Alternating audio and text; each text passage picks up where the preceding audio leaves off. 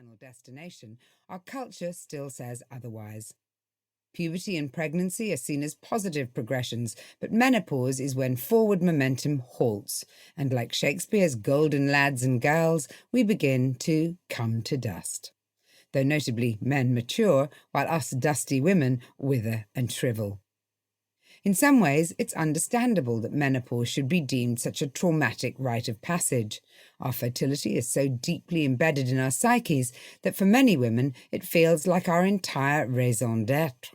Suffering setbacks in pursuit of procreation or choosing to eschew it altogether can ultimately feel like a bereavement or a failure, as many women who've struggled with infertility, not met the right partner, or decided not to have children may have found.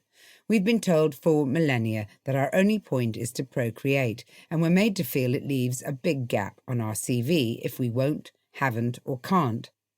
As a result, menopause has culturally come to render women redundant, unlike any middle-aged man in the prime of his life.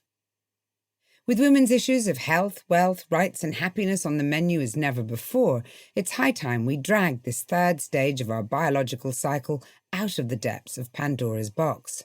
Despite Homo sapiens spending more than 200,000 years on this planet, menopause appears to have been less explored than the Mariana Trench, misdiagnosed, misappropriated and misunderstood in a narrative composed almost entirely by men. Half the world's population is affected, but it remains one of the most toxic words in our lexicon, signalling the end of a woman's worth and value, the loss of libido, the shrivelling up of organs, and the final fast track to decline and death. With our increasing lifespans, we're often living almost as long again after our final period passes. For the majority of us, menopause occurs midway through our lives, leaving us with a generous and exciting second phase of existence.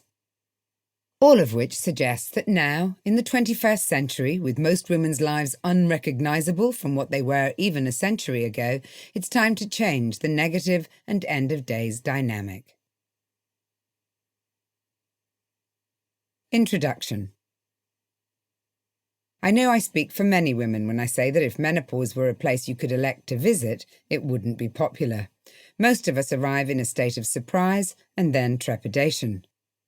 Having thought for years that I was a reasonably well-informed woman of the world, menopause knocked that assumption firmly aside.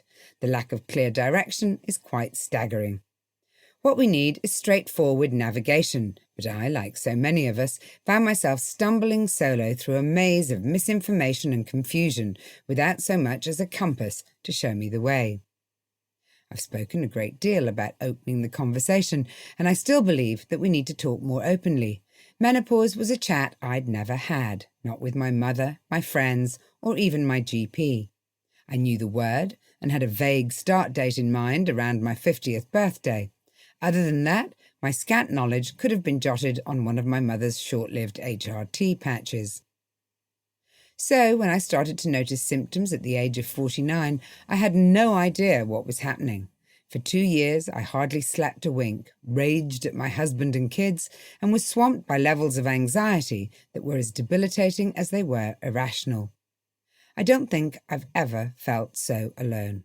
On the rare occasions when I mentioned my concerns to girlfriends, I slept 4 hours last night, is this normal? They all seemed to have more questions than answers, just like me. Sadly, this is the unfortunate experience for millions of women. We all know loosely what menopause means, but we're ignorant of specifics. Most importantly, that symptoms might start years before the event itself, during what's known as the perimenopause. In a UK survey of 1,000 women, 70% of participants said they'd experienced perimenopausal symptoms in their 30s and 40s, yet 90% of those failed to rapidly recognise the link to their fluctuating hormones, taking on average 14 months to join the dots. What a strange anomaly this is. We're not 13-year-old girls bemused by our changing bodies. We are intelligent professionals who manage our finances, do our own washing, and know how to put air into car tyres, though some of us are a bit rusty, a brain fog perhaps. But most of us are as perplexed as any teen in a training bra when it comes to details about this major date in our fertility calendar. Eventually, aged 51, a mere shadow of my former self,